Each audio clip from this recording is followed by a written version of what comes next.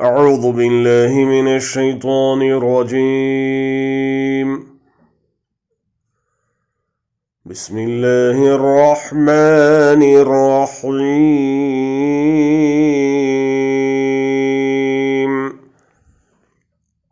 ولا ينفقون نفقة صغيرة ولا كبيرة ولا يقطعون واديا إلا كتب لهم ليجزيهم الله أحسن ما كانوا يعملون.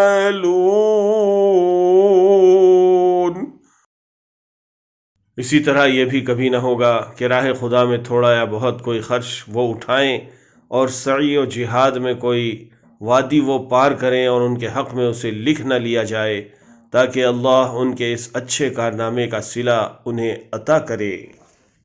Nor do they spend an expenditure small or large or cross a valley, but that it is registered for them that Allah may reward them for the best of what they were doing.